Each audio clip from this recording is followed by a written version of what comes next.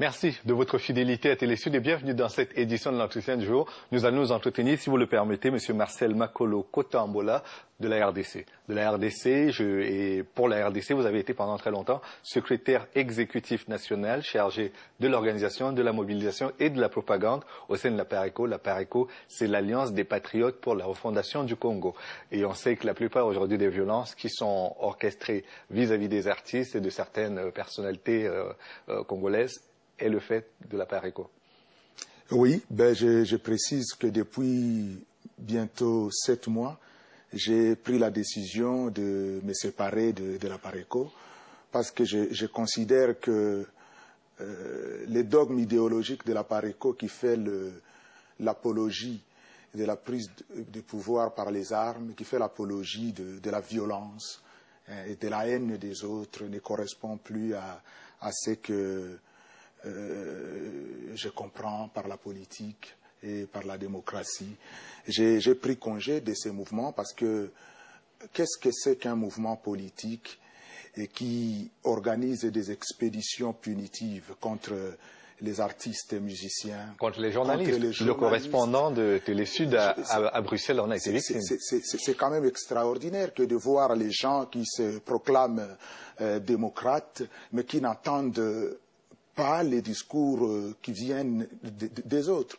Moi, je n'accepte pas cette manière de faire. Malheureusement, j'ai contribué à cela et j'ai pris mes distances pour dire non, ça ne devrait plus continuer. Qu'est-ce qui s'est passé pour que la PARECO se mette en mode violence? Et d'abord parce qu'on a considéré à la PARECO que le pays était occupé et que les gens qui dirigeaient le pays étaient des étrangers. Pour ça, la PARECO a échafaudé de théories abracadabrantesques sur les prétendues origines étrangères de ceux qui dirigent le pays aujourd'hui. Notamment le président de la République. Notamment le président de la République. Et normalement, ce sont des informations dénuées de tout fondement. Mais allez, pendant plusieurs années, nous avons fait les matraquages psychologiques au point qu'un certain nombre de personnes se mettent à croire à ces idioties. J'ai dit non à cela, et parce que ça n'est pas vrai. Du temps de Mobutu, on racontait qu'il était centrafricain, et aujourd'hui on parle de Joseph Kabila comme d'un sujet tanzanien, certains parlent d'un sujet rwandais. Ce sont des déclarations fallacieuses et dénuées de tout fondement. Mais entre le fait de penser que le président est d'origine étrangère et le fait de poursuivre, de violenter des personnes qui le soutiennent, il y a quand même un gap. Ben oui, mais c'est pour vous dire la nature du mouvement qu'on appelle la PARECO. Il n'y a pas un autre discours que celui de la violence. En démocratie, on discute, on parle. Les biceps et la violence n'ont pas lieu, ne peuvent pas s'exprimer en démocratie. Moi, je crois que ça va même du caractère de celui qui anime la PARECO. Pourtant, c'est un pasteur, tout comme vous d'ailleurs. Et un pasteur n'insulte pas. Pourtant, c'est le cas. Un pasteur n'incite pas à la violence, un pasteur ne s'illustre pas dans les bagarres des rues. C'est ce que j'ai fait, c'est pour ça que je le regrette. Et là, je regarde les Congolais dans les fonds des yeux et je leur demande pardon, parce que je n'ai pas montré l'exemple. Je n'ai pas fait ce qu'un pasteur doit faire. Je n'avais pas ma place dans un mouvement comme celui-là. La Bible dit: tu honoreras les chefs de ton peuple. Nous sommes illustrés dans les insultes contre le président de la République.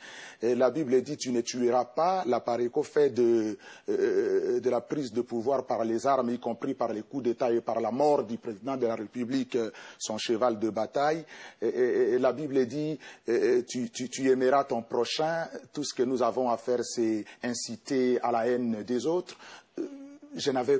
En tant que pasteur, je n'avais pas ma place dans un groupement comme celui-là. Récemment encore, un général et un colonel de l'armée congolaise ont été agressés à Paris, à la gare du Nord.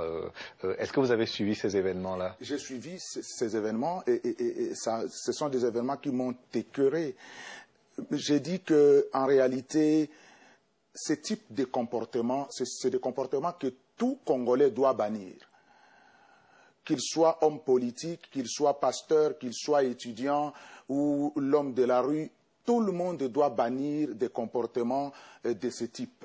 On ne peut pas s'attaquer aux gens qui font profession de servir la nation. D'accord. Au début, ça concernait les artistes et c'est vrai que peut-être que la faute des journalistes a été de ne pas en parler parce qu'il s'agissait des artistes. Mais là, la violence s'étend à pratiquement tous les autres corps de métier. J'ai parlé des journalistes avec le correspondant de Télé Sud à Bruxelles. Il y a ces généraux dont je vous parlais. Jusqu'où pourra aller cette violence? Mais c'est pour ça qu'il faut que ça s'arrête.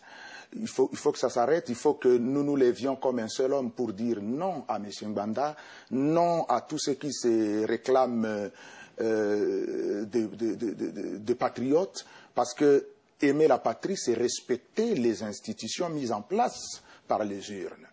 Aimer la patrie, c'est ne pas participer à l'entreprise du ternissement de l'image du pays à l'extérieur. Ce qui se passe là, c'est de la barbarie. Ça ne s'appelle pas la démocratie.